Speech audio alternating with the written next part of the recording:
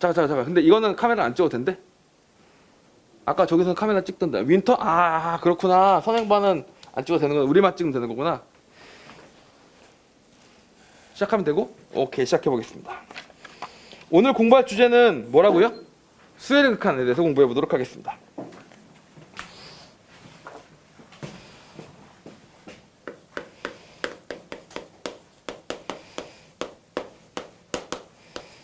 수열의 극한에 대해서 공부를 해볼 겁니다.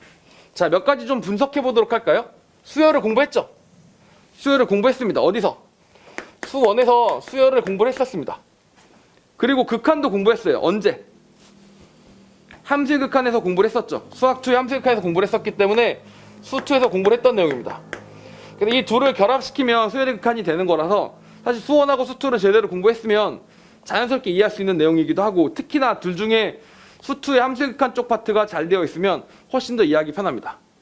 알겠죠? 그래서 우리는 수열의 극한을 공부할 때 그냥 처음부터 맨 땅에 헤딩하면서 수열의 극한을 공부한다 라고 보는 게 아니라, 함수의 극한을 알고 있다는 가정하에 함수의 극한과의 차이를 생각하면서 공부를 해나가도록 하겠습니다. 알겠죠? 함수의 극한과 매우 유사한 성질들이 많고 차이가 오히려 적어요. 예를 들면 95% 이상 같고 5% 다르면 그 5%에만 타겟에 맞춰서 공부를 하면 되잖아.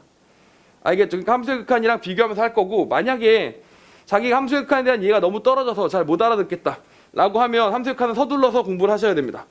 그리고 되게 좋죠. 그러면 두 개 다가 할 수 있는 거니까. 알겠죠? 그래서 수열의 극한 수업의 목적은 어디 있다? 함수의 극한에 얻는 데 있다. 알겠죠? 조금 더 차이를 얻는 데 있다 라고 보시면 되겠습니다. 자, 그러려면 당연히 어떤 차이로 가게 되냐면 수열과 함수의 차이로 설명을 하게 된다, 이렇게 보시면 되겠죠. 수열과 함수가 어떻게 다르냐에 따라서 수열의 극한과 함수의 극한이 어떻게 다르냐가 되겠죠. 일반적으로 우리가 수학2에서 함수의 극한을 다룰 때에는 이 함수 같은 경우는 어떻게 되냐면 실수 전체를 정의역으로 했었습니다. 대개 그렇게 정의해요. 실수 전체를 정의역으로 한다. 즉 다시 말하면 들어갈 수 있는 숫자가, fx에 들어갈 수 있는 숫자가 0부터 1까지 쭉 이어지는 모든 숫자들에서 무한대, 마이너스 무한대까지 모두 다 숫자들이 들어가는 그런 함수들을 극한값을 구하곤 했었었는데, 수열 같은 경우는 뭐라고 생각하시면 되냐면, 수열 같은 경우는 정의역이 자연수인 함수다 라고 생각하시면 됩니다.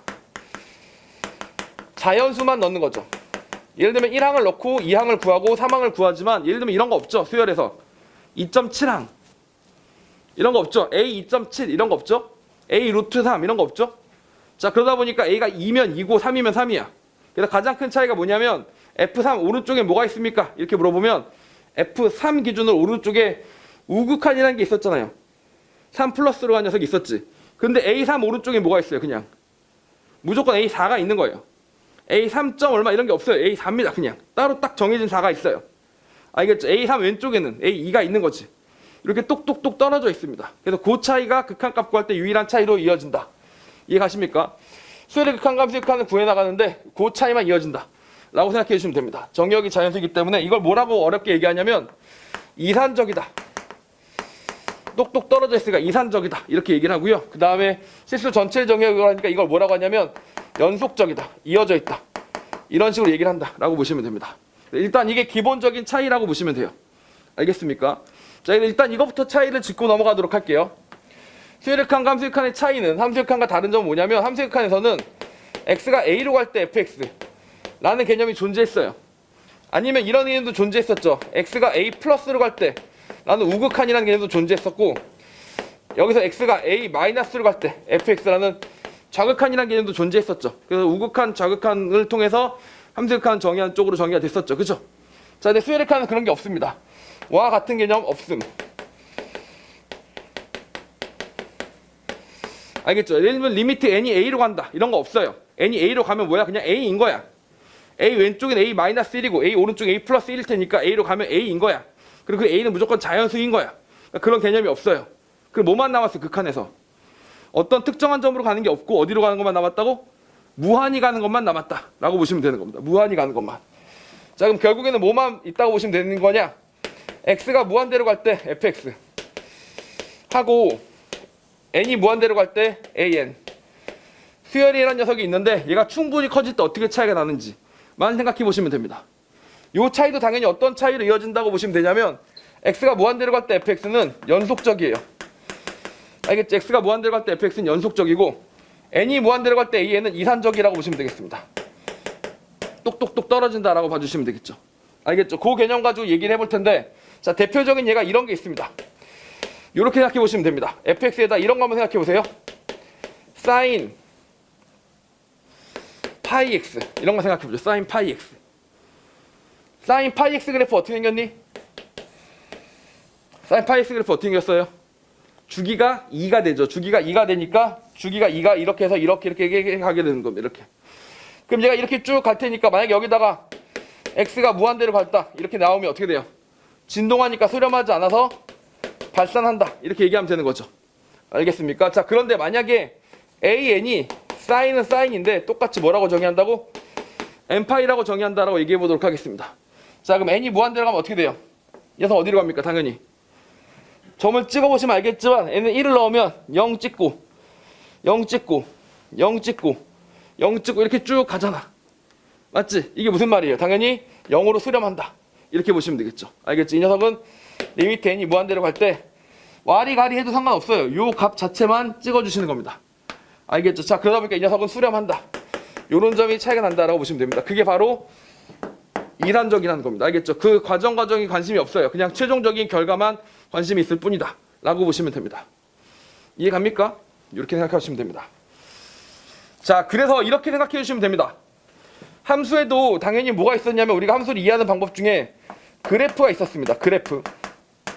알겠죠? 그래프를 통해서 증가하는지 감소하는지 아니면 뭐 어디로 수렴하는지 발산하는지를 우리가 시각적으로 봤었지 않습니까? 똑같은 개념으로 어떻게 할 수 있냐면 수열도 어떻게 생각하시면 되냐면 그래프가 아니라 이렇게 점을 찍어주는 겁니다. 자, 예를 들어서 다시 보여드리도록 할게요. 이런 개념입니다. 자, 만약에 fx가 x분의 1이었었어요. 자, 그럼 0으로 수렴하는 거 맞아요? x가 무한대로 가면. 자, 그럼 그래프를 그리면 어떻게 그리냐면 이렇게 그렸었던 거지. 이렇게 y가 x분의 1이었으니까 x가 무한이 가니까 쭉 하면서 0을 향해 가더라 이렇게 되는 거죠. 그럼 수열의 극한에서 어떻게 찍으면 되냐면 1 찍고 2 찍고 3 찍고 4 찍고 이렇게 점을 찍는 겁니다. 점을 찍으면 어디로 가? 얘가 어딘가 x축에 붙을 것 같지? 그럼 0으로 간다고 보는 거예요. 알겠죠? 그래서 수열의 극한에서는 대신 그래프 대신에 뭘 찍는다고? 점을 찍어서 그 상황을 파악하시면 된다 라고 보시면 됩니다. 알겠죠? 이렇게 생각하면 수열의 극한들을 이해하실 수가 있고, 이 녀석이 어떤 값, 특정 값으로 가면 그 알파로 가면 걔를 뭐라고 한다고? 수열의 극한 값이라고 얘기를 하는 거고 수렴한다고 얘기를 합니다. 알파로 가지 않으면 뭐라 그래요? 알파라는 값이 존재하지 않으면 그걸 뭐라 그래? 발산한다라고 얘기를 하는 겁니다. 알겠죠? 발산한다고 얘기를 하는데 이것도 정확하게 아셔야 되는 게, 자, 발산한다는 말 그대로 무슨 뜻이다? 수렴하지 않는다라는 뜻입니다. 알겠죠? 발산한다는 말의 뉘앙스에 이런 게 있잖아요. 약간 확 퍼지는 그런 느낌이 있잖아요. 그죠? 뭐 끼를 발산한다, 분출한다 이런 느낌이랑 좀 와닿잖아. 그러다 보니까 뭔가 퍼지는 느낌들이 있는데 퍼지지 않고 진동만 하더라도 뭐야? 그것도 발산하는 겁니다. 수렴하지만 않으면 무조건 뭐라고? 발산하는 거다 라고 보시면 돼요. 알겠죠? 이렇게 되는 겁니다. 예를 들면 발산하는 것들을 종류별로 한번 나눠보도록 하겠습니다.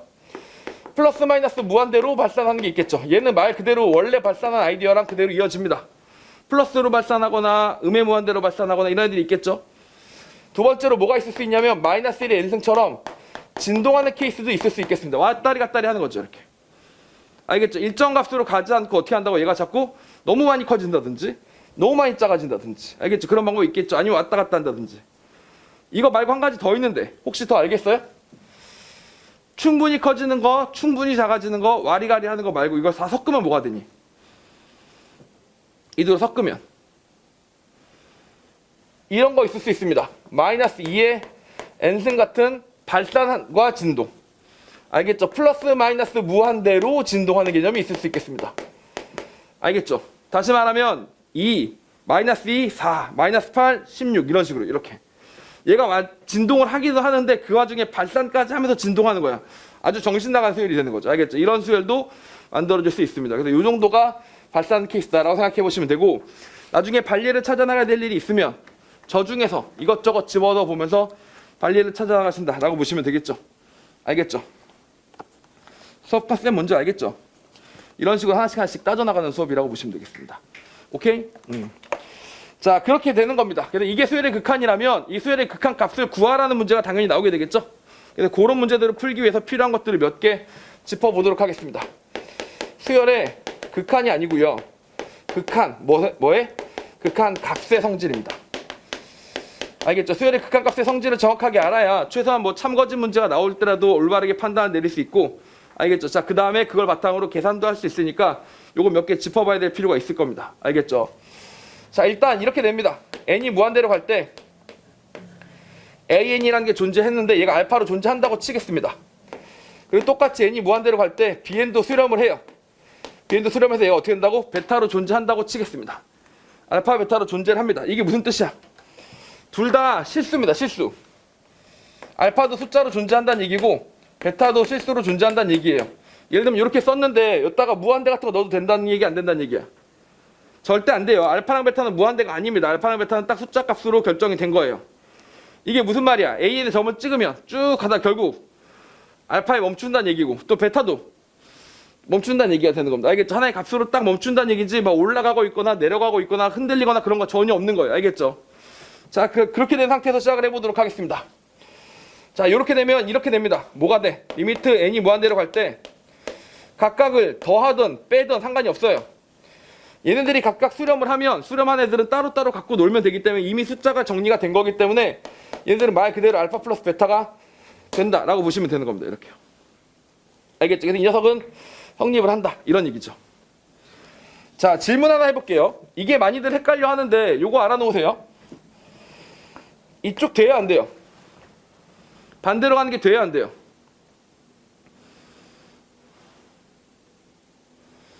이게 고도의 심리전인데 보통 안 되잖아. 느낌상. 근데 다시 역으로 됩니다.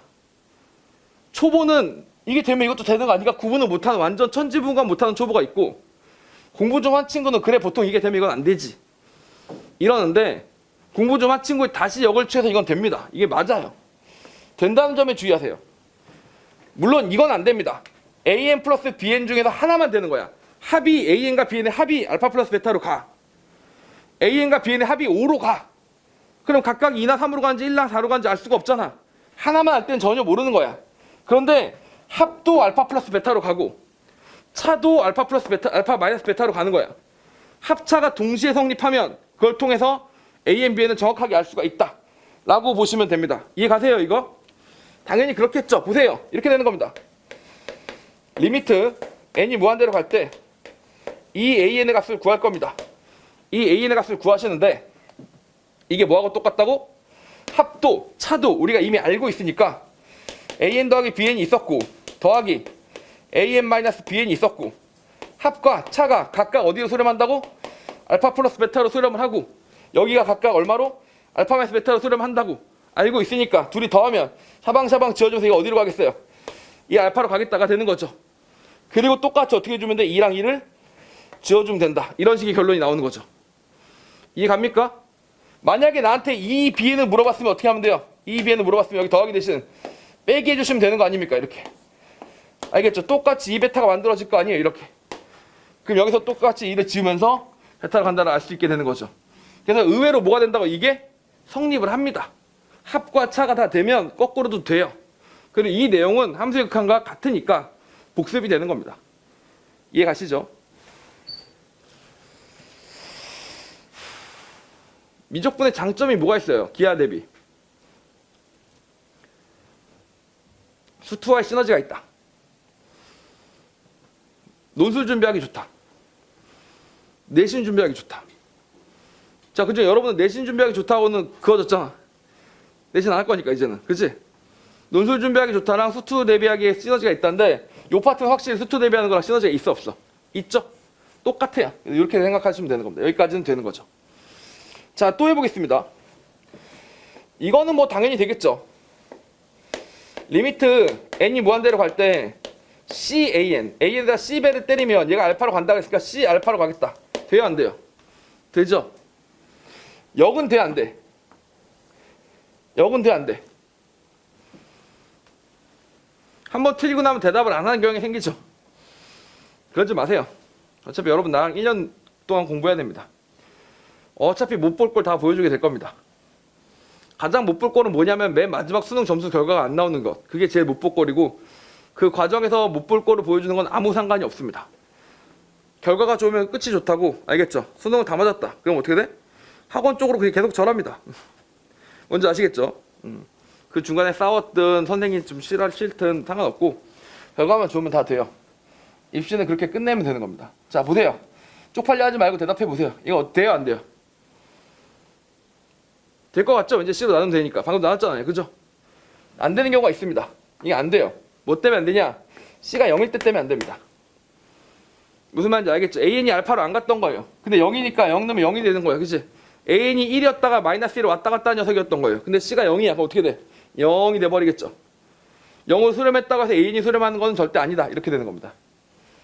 무슨 말인지 알겠습니까? 0인 케이스가 있으니까 이건 안 됩니다. 그래서 상수항하고 합차는 이렇게 정리가 된 겁니다. 이해 가시죠? 곱도 마찬가지겠죠? 곱도 마찬가지겠습니다. 곱도 다시 얘기해 보겠습니다. 리미트 n이 무한대로 갈 때 an하고 bn의 곱은 어디로 간다고? 알파 베타로 가는데 그 곱이 된다고 해서 당연히 거꾸로 가는 건 아니겠죠?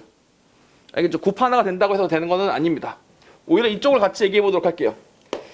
n이 무한대로 갈 때 an하고 bn하고 나누면 알파 베타로 가는데 여기가 함수극한하고 다르기 때문에 주의하셔야 될 점이 있습니다.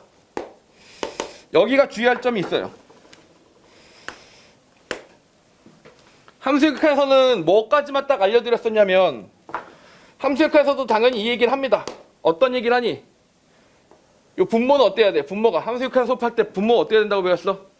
0이 아니어야 된다고 배웠죠. 이건 함수극한이랑 수열극한이 똑같아요. 베타가 0이 아니어야만 됩니다. 왜냐면 분모가 0이면 무한히 발산해버릴 테니까. 그치? 여기까지 뭐 누가 모르나?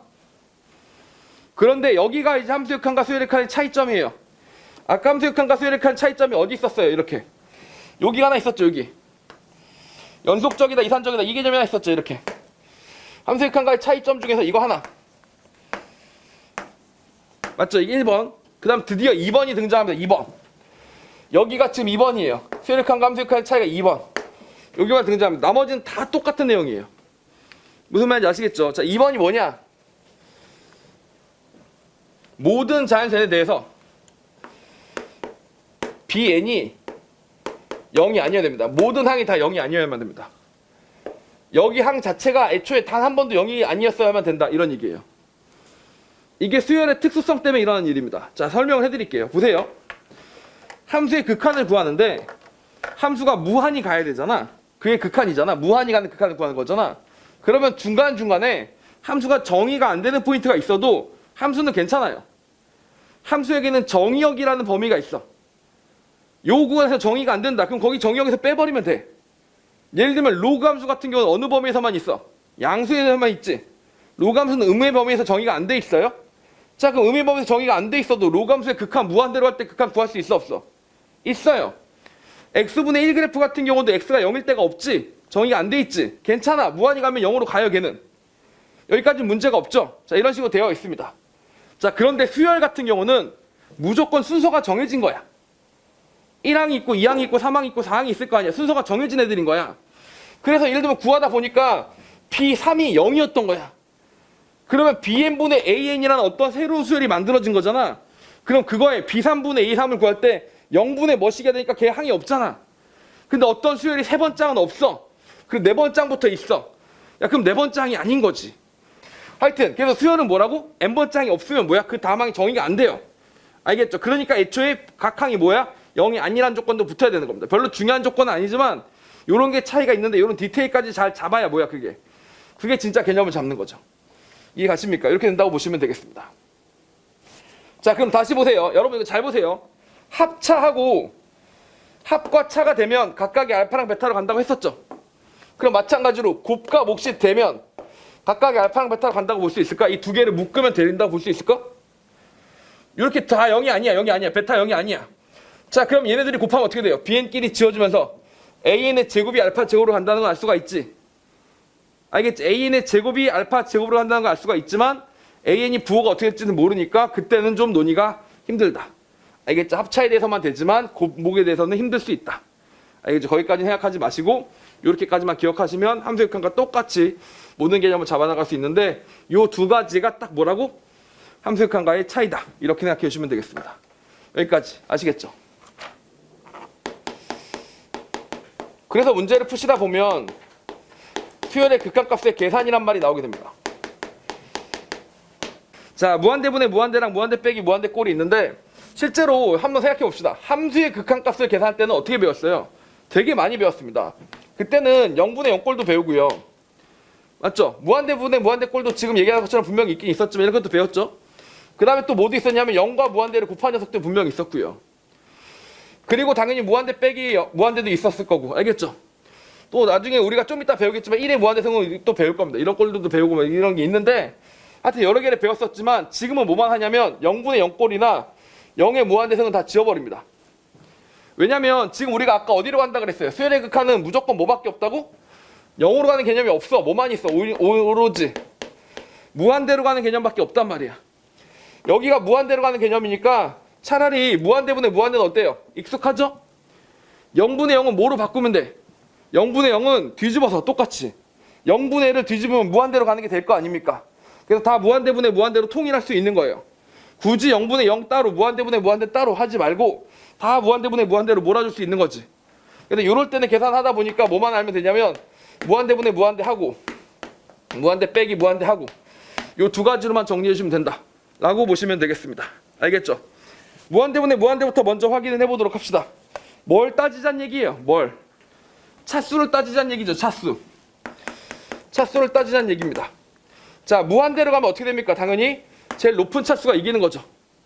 알겠죠? 요 차수가 더 높으면 어떻게 돼? 무한이 날아가는 거고, 분모의 차수가 높으면 어떻게 돼? 0으로 사라지는 거고, 차수가 똑같으면 어떻게 하자는 얘기예요? 개수를 각각 갖고 와서 비교하자는 얘기고, 차수가 낮은 애들은 싹 무시하면 된다. 이거 함수역학에서 배웠죠? 그거하고 똑같습니다. 자, 무한대 빼기 무한대는 어디로 가요? 얘가 분명히 이거는 비교하기가 애매하죠? 알겠죠? 비교하기가 애매하기 때문에 어떻게 하면 돼? 유리화를 시켜서 정리해 주시면 됩니다. 알겠죠? 유리화 시켜서 정리해 주시면 되는데 이 유리화 시켜서 정리한다라고 정리하기에는 좀 섭섭하니까 예를 들어서 하나 보여드릴게요. n이 무한대로 갑니다.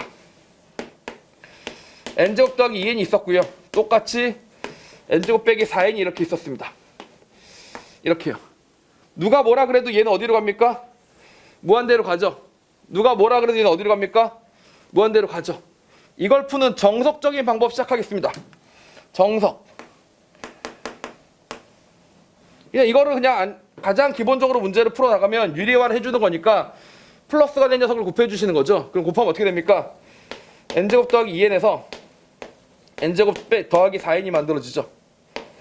다시 여긴 똑같이 루트 n제곱 더하기 2n에서 루트 n제곱 빼기 4n이 만들어진다. 이렇게 보시면 되겠습니다. 알겠죠? 지울 거 지우고 정리하시면 여기 6n이 만들어지는 거고요. 마무리 지어보니까 6n에서 n을 다 지워버려. 알겠죠? 그럼 여기도 뭐가 돼? 1이 만들어져. 여기도 1이 만들어지죠. n을 나눴으니까 정리하면 2분의 6이니까 얼마 된다고? 3이 된다. 이렇게 보시면 되겠죠. 이런 거 나오면 몇 점짜리로 나올 것 같으세요? 수능 맨 앞에 2점짜리로 나오지 않을까? 그치? 23번? 맞죠? 23번 푸는데 오래 걸리면 기분 어떻다? 안 좋다. 안 좋다? 좋다? 오래 걸려도 맞았으니까 좋다? 이러면 안 되지, 그지? 23번은 기억도 안 나야 돼, 끝나고 났을 때. 맞죠? 빨리 푸는 법을 알려드릴게요. 꼼수입니다, 꼼수. 꼼수입니다, 꼼수. 자, 이제 극한을 구하는 게 벌써 두 번째입니다. 사실 세 번을 배워요. 미적분 선택한 친구들은 수투할 때 함수의 극한을 배우고요. 그죠? 그 다음 미적분에서 수열의 극한을 배우고요. 그 다음에 또 다시 미분법으로 갈 때 초월 함수의 극한을 배웁니다. sin x나 ex에 관련된 지수함수나 삼각함수의 극한을 또 배웁니다. 그때 미분할 때. 알겠죠? 함수의 극한은 3번이나 해요. 그래서 막말로 30문제를 풀면 그 중에 3문제는 극한 계산에 관련된 문제가 나와요. 알겠죠? 그래서 그 30문제 중에 3문제면 얘들아 진짜 양이 어느 정도야? 10%죠, 10%? 알겠지? 근데 이 10%의 극한값의 문제의 특징이 뭐냐? 계산을 요령껏 하면 개빠르게 할 수 있다. 이런 겁니다. 그래서 그런 걸 알아놓으시면 아무래도 시간이 절약되는데 그 절약되는 정도가 너무 심하다 이거지, 내 말은. 예를 들면 뭐 여기서 한 30초 절약했다 이게 아니라 여기서 2분, 여기서 2분, 여기서 3분 이래서 7분이 절약된 거야. 야, 남들은 100분에 푸는데 나는 107분에 풀면 이게 얼마나 좋냐 이거야. 무슨 말인지 아시겠죠? 그러다 보니까 이걸 좀 알았으면 좋겠는데 꼼수는 뭐냐? 상수는 의미 없다를 이용하는 겁니다. 상수는 의미 없다. 의미 없는 상수를 활용하는 겁니다. 계산을 쉽게 하기 위해서. 알겠죠? 상수가 의미 없다는 걸 활용하는 겁니다. 자, n이 무한히 가요. 얘까지는 의미가 있어요. 얘까지는 의미가 있어요. 이 n과 이 n이 결합이 되기 때문에 의미가 있어요. 얘네끼리 빼다 보면 얘네들의 차이도 되게 중요하기 때문에 의미가 있는데, 진짜 생 의미 없는 상수가 뭐냐면 n제곱 더하기 2n인데 여기 더하기 1이 있었던지 없었던지에 대한 얘기를 하는 겁니다. 이렇게. 무슨 말인지 아시겠어요? 여기 n제곱 더하기 2n에다가 내가 더하기를 살짝 더해 놓은 거야. 그럼 값이 어떻게 달라지냐면 여기 더하기 1이 되고 여기도 더하기 1이 되겠죠. 근데 어차피 n으로 나누는 과정에서 이런 상수 의미가 있어 없어? 여기도 의미가 있어 없어? 의미가 없죠. 그러니까 상수가 의미가 없어. 맨 마지막에 붙은 이 상수항은 뭐야? 아무 의미가 없어. 그럼 어떻게 하면 돼요? 그냥 내가 넣고 싶은 걸 넣어도 상관이 없다는 얘기죠. 그래서 일부러 완전 제곱식으로 바꿔줍니다. 완전 제곱식이 되는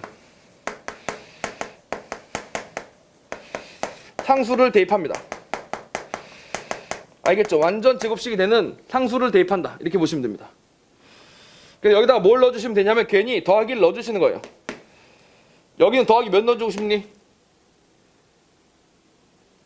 근데 이걸 대답을 안 하는 친구들하고는 앞으로 1년 동안 공부를 할 수가 없어요. 알겠지? 나는 벽 보고 수업하지 그럴 거면. n제곱 마이너스 4n이면 더하기 몇? 4를 해주고 싶죠? 네, 대단한 거 대답해 주셔서 감사합니다. 어렵지 않잖아요. 알겠죠? 이 정도 합시다. 오케이?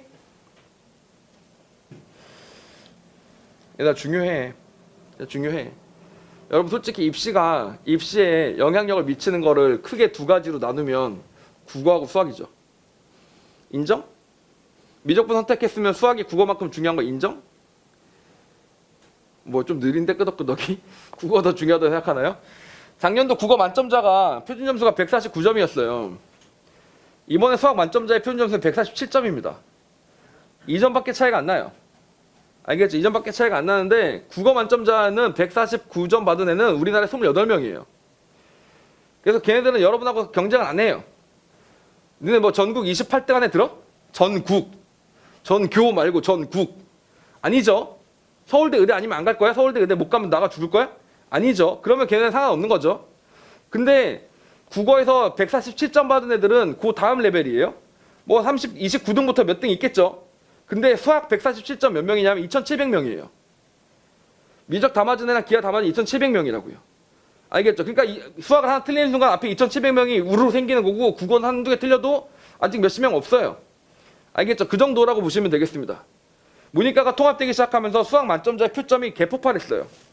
문제는 안 어려서 만점자는 많은데 표점은 개폭발한 거야. 수학이 중요해 안 중요해? 중요해진 거예요. 문이과 통합 덕분에. 무슨 말인지 아시겠습니까? 국어는 원래 통합이 됐었으니까. 오케이? 자, 그래서 수학을 호흡이 잘 맞아야 되는데 아마 수학이 호흡이 잘 맞으려면 나랑 잘 맞아야 될 겁니다. 알겠죠? 책 누가 썼어? 무슨 말인지 아시겠죠? 네, 저랑 호흡이 잘 맞아야 될 겁니다. 그러니까 애지간하면 열심히 수업 듣고 저도 여러분한테 열심히 수업하고 성의 있게 보내고 그래서 1년은 끝난 후에 각자의 목적을 달성해서 떼이 굿바이 합시다. 알겠죠? 그래서 여러분이 안녕 다시는 이 지긋지긋한 씨발 대치동 오지도 않는다 이런 거 알겠죠? 아마 그리고 여기 식당 도시락 있잖아요. 밥 도시락. 곧 질릴 겁니다.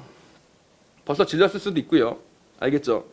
아 저런 도시락 따윈 다시는 안 먹겠어 뭐 이러면서 이제 집어 던지면서 나가는 그 모습을 보고 싶습니다. 알겠죠? 수능 다 맞아가지고 특히 미적 다 맞아가지고 미적이 어렵지 않기 때문에 옛날처럼 되게 어려워서 뭐 다 맞는 건 사실상 불가능하죠 이런 거 아니에요. 충분히 다 맞을 수 있습니다. 문제가 어렵지 않아요. 지금부터 시작해도 충분히 올라가서 다 맞을 수 있습니다. 알겠죠? 해봅시다. 여기가 더하기 4예요. 제가 아는 모든 것들을 알려드릴게요. n제곱 더하기 2n 더하기 1은 정리하면 뭐가 돼요? n 플러스 1이 되고요. n제곱 빼기 4n 더하기 4는 뭐가 돼요? n 빼기 2가 되는 겁니다. 이렇게요. 그럼 n끼리 지워주면 되겠죠? 플러스 1이 되고 마이너스 2가 되니까 뭐야? 1에서 마이너스 1을 뺐으니까 답이 뭐야? 바로 3이 나온다. 이렇게 푸는 거죠. 그러니까 예를 들면 조금 더 줄이자면 2를 반으로 잘라요. 완전 제곱식 만들어야 되니까. 얘를 완전 제곱식 만들어야 되니까 2로 밖으로 줄여요. 이렇게요. 1에서 뭘 뺀 거야? 마이너스 1을 빼서 3이 된 거죠. 근데 이렇게만 달달달 외우면 여기가 4n이 될 때나 여기가 2n이 될 때나 이렇게 복잡해지면 헷갈릴 수 있으니까 원리를 기억하세요. 완전 제곱수가 되는 상수를 대입해서 문제를 푼다. 이게 원칙이다 라고 보시면 됩니다. 어차피 상수는 아무 의미가 없으니까 기왕이면 나 계산하기 쉽게 내가 원하는 대로 내 취향대로 만들어 주겠다.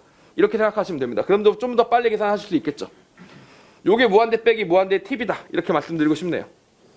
이해갑니까? 오케이. 그러면 극한값 계산을 할 수 있는 걸로 보겠습니다. 알겠죠? 어차피 극한값 계산하는 문제들은 단순 계산이니까 이렇게 계산하는구나 라고만 받아들이셔도 충분합니다.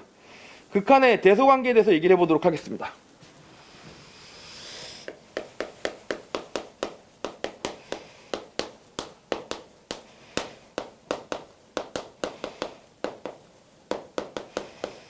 수일칸이 언제 크고 언제 작아진 대소관계에 대해서 살펴보도록 하겠습니다. 상식적으로 당연한 얘기부터 먼저 드리도록 할게요. 물론 이제 기본적인 가정을 깔아야 되겠죠. n도 an도 똑같이 수렴하고요. bn도 똑같이 수렴을 하는 가정하에서 시작을 하는 겁니다. 수렴하지 않는 애들은 뭐 지 멋대로라서 가정하는 케이스에서 얘기를 한번 해보도록 할게요.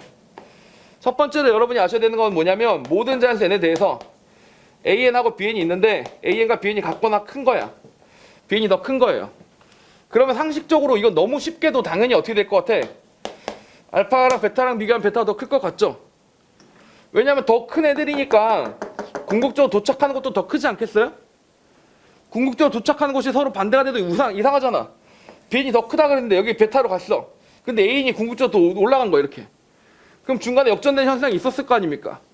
그런 거 없다면서. 요 기호 혹시 모르는 친구들을 위해서 설명을 드리자면 앞으로 전 자주 쓸 거니까 기억해 놓으세요. 모든 n에 대하여 라는 뜻입니다.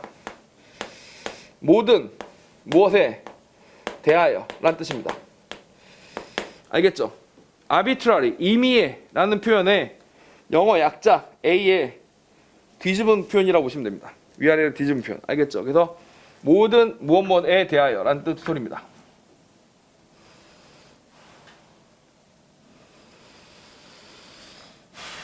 여기까지는 뭐 충분히 이해하실 수 있습니다. AN하고 BN을 비교했더니 알파랑 베타 해보니까 알파랑 베타 중에 베타가 더 크더라. 여기까지 이해하실 수 있죠? 제가 드리고 싶은 얘기는 이거예요. 이게 더 중요한데 AN이랑 BN이 같을 때는 당연히 같아질 수밖에 없는 거 아니야. 그치? 그건 알겠는데 그거 말고 BN이 더 크면 어떻게 돼요? BN이 더 크면 알파랑 베타 사이의 관계가 어떻게 됩니까? 당연히 더 베타가 크겠죠? 근데 같을 수가 있어 없어? AN과 BN 중에 BN이 더 커. 근데 극한값은 같아. 돼? 안 돼? 안 돼? 돼?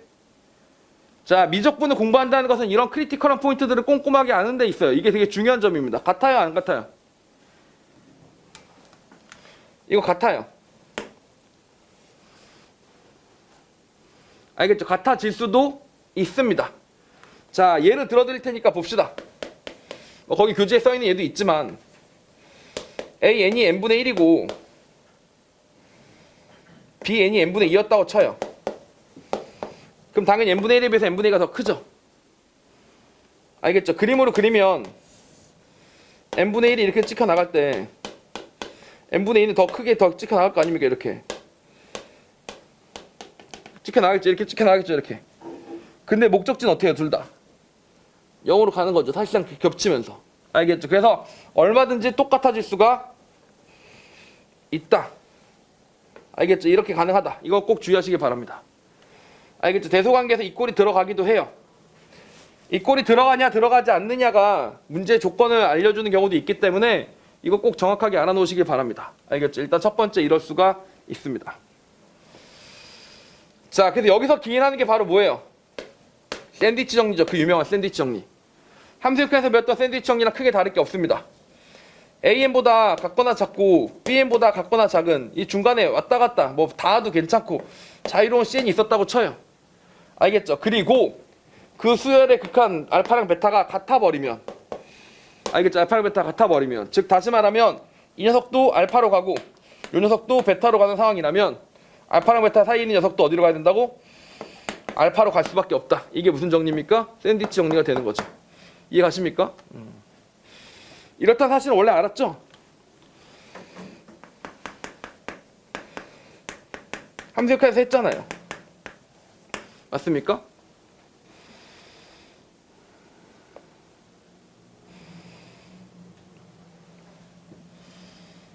근데 써먹을 줄도 알아? 이거 한번 구해보시겠어요?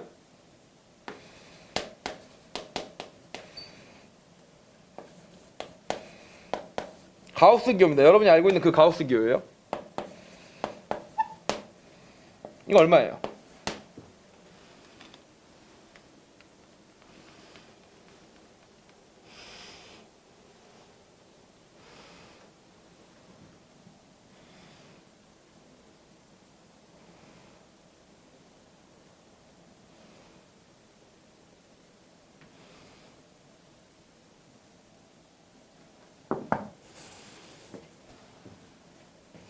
자, 샌드위치 정리를 쓸 때는 꼭 알아놓으셔야 되는 것 중에 하나가 연속 부등식. 부등식이 2개짜리가 있는 걸 말하는 겁니다. 이게 연속 부등식. 그 연속 부등식을 부르는 기호 중에 하나가 바로 뭐냐면 가우스 기호입니다. 만약에 문제를 풀다가 가우스 기호가 등장을 하면, 수능엔 자주 등장하지 않는 편이긴 하지만 하여튼 등장을 한다면, 연속 부등식이 나오면 그거랑 극한이 이어졌다. 그럼 무조건 뭐라고? 샌드위치 정리를 떠올리시는 겁니다. 이렇게요. 자, 3분의 n을 잘 설명해 볼게요. 3분의 n이 바로 뭡니까? 3분의 n에다 가우스를 때리면 어떤 일이 일어나냐면요, 3분의 n보다는 작게 됩니다. 가우스를 때렸으니까.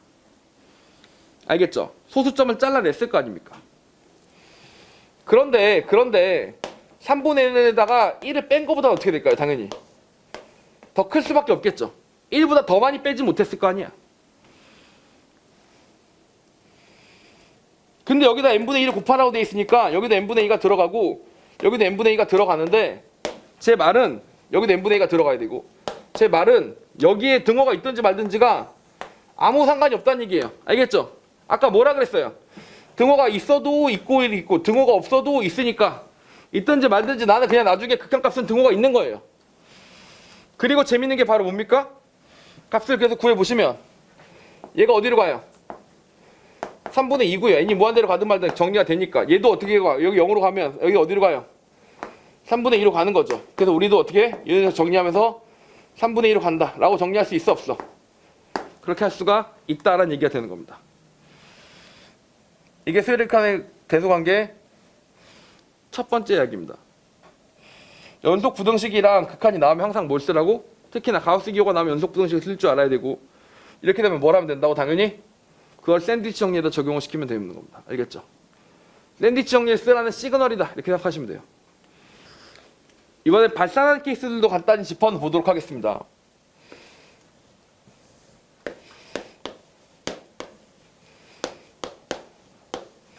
AN과 BN이 있는데 BN이 더 같거나 커요. 알겠죠? 자, 이런 케이스에 대해서 얘기하는 겁니다. 리미트 더 작은 AN이 와우 땡큐 무한대로 간 거예요. A는 무한대로 가요. 지가 더 작은데. 그럼 B는 어떻게 해야 돼요? 아, 내가 저 놈보다는 큰데 제가 자꾸 무한대로 올라가면 나도 어떻게 해야 돼요? 무한대로 올라갈 수밖에 없겠죠. 그래서 이 녀석은 자연스럽게 따라갑니다. 더 큰 놈도 무한대로 가야 돼요. 이렇게 한다고 보시면 되겠습니다. 알겠죠? 그럼 거꾸로 가겠습니다. 거꾸로. BN이 마이너스 무한대로 내리꽂는 거예요. 얘가 내리꽂습니다. 그럼 그보다 작은 AN도 어디로 가야 돼? 무조건. 답이 없어. 마이너스 무한대로 가야 된다고 보시면 되겠습니다. 이해 가십니까? 이런 대소관계들의 관계들은 있을 수가 있겠죠. 알겠죠? 이 정도는 머릿속에 넣어 놓으시는 게 바람직하겠다.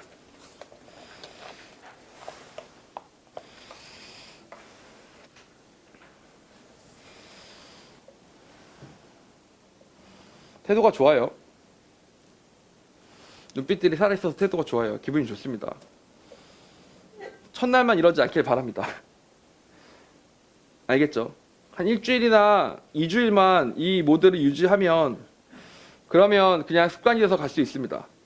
뭐 어디서 혹자가 말하기는 한 뭐 66일 정도가 필요하다, 7주 정도 필요하다라고 하던데, 한 1, 2주만 하면 또 남들도 하니까 같이 할 수 있는 그런 분위기가 생깁니다. 알겠죠? 이 상태로 하세요. 지금 여러분 되게 빨리 시작하시는 거죠. 진짜 빨리 시작하시는 거죠.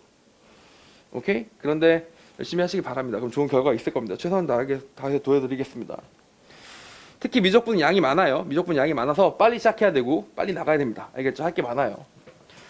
자, 여기까지가 됐고요. 두 번째, 등비수열극한, 마지막 등비수열극한에 대한 얘기를 정리해 보도록 하겠습니다. 수열극한 중에서 등비수열극한만큼은 언제 수렴하고 언제 발산하는지가 정확하게 딱 기준이 잡혀 있기 때문에 그 수능에서는 특히 좋아하는 수열이라고 보시면 되겠습니다. 여러분 한번 생각을 해보세요.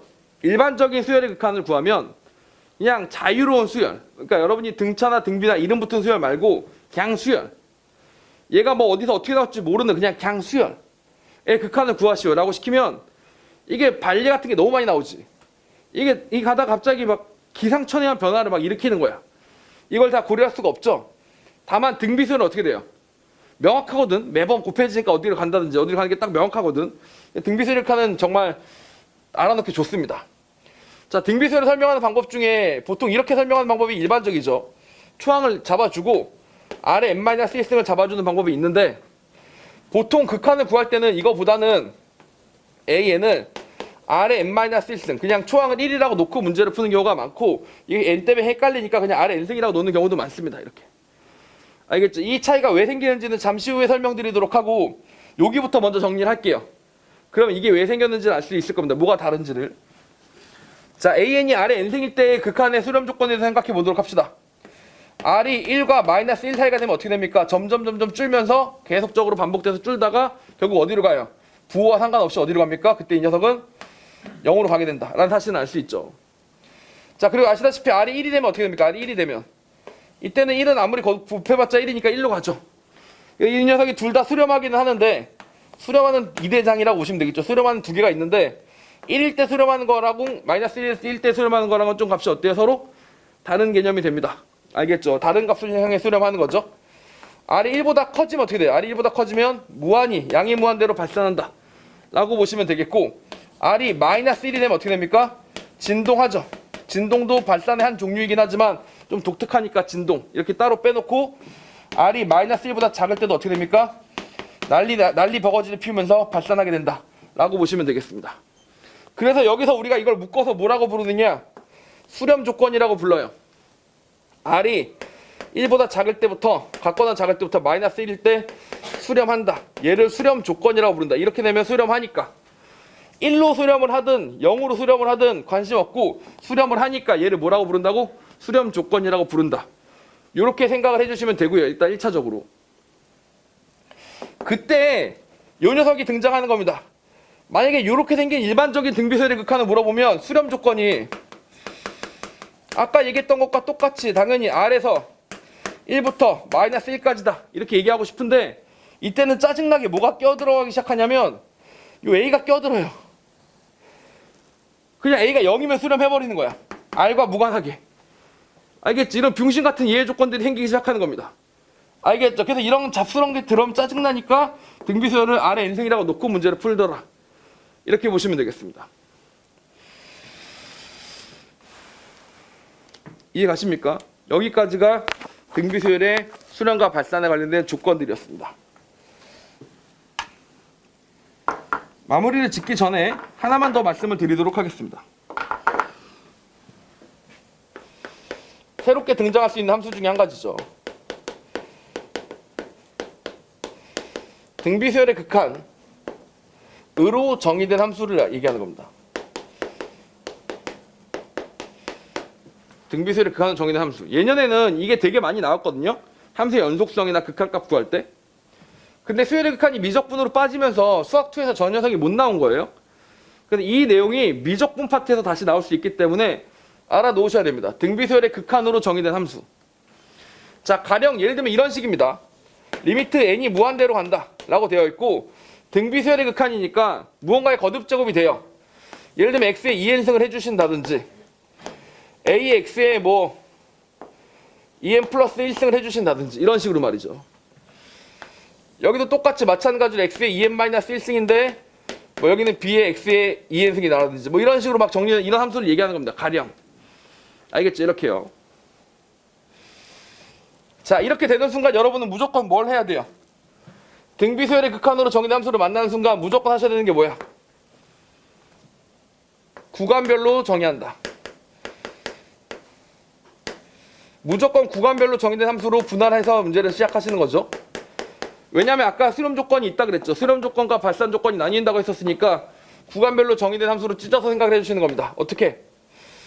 일반적으로 값이 다 달라질 테니까 x가 1과 마이너스 1 사이일 때, 거듭 제곱이 되는 녀석 안쪽 녀석이 여기 사이일 때랑 이 녀석이 1일 때랑 마이너스 1일 때, 혹은 x가 1보다 커질 때랑 x가 마이너스 1보다 작을 때, 이렇게 5가지로 나눠서 어떻게 하는 거죠? 각각의 함수들을 구해서 그래프를 그려주시면 연속성도 달라지고 그러다 보니까 미분각성도 달라지면서 구간별로 정의된 함수가 나오게 된다라고 보시면 되는 겁니다. 알겠죠? 수투에서는 뭘로 많이 했어요? 수투에서는 절대값으로 정의했었죠. 절대값으로 정의하면 양일 때랑 음일 때를 나누니까. 뭐 미적분에서도 그렇게 많이 나누지만 이렇게 등비수열칸으로 정의된 함수가 미적분에서는 새롭게 더 추가로 등장할 수 있다. 이 정도까지 내용까지 알아놓으시면 사실 수열칸에 대해서 이론적으로 여러분이 알아야 하는 기본적인 내용은 전부 다 아신 셈이다 라고 볼 수 있을 겁니다. 오케이?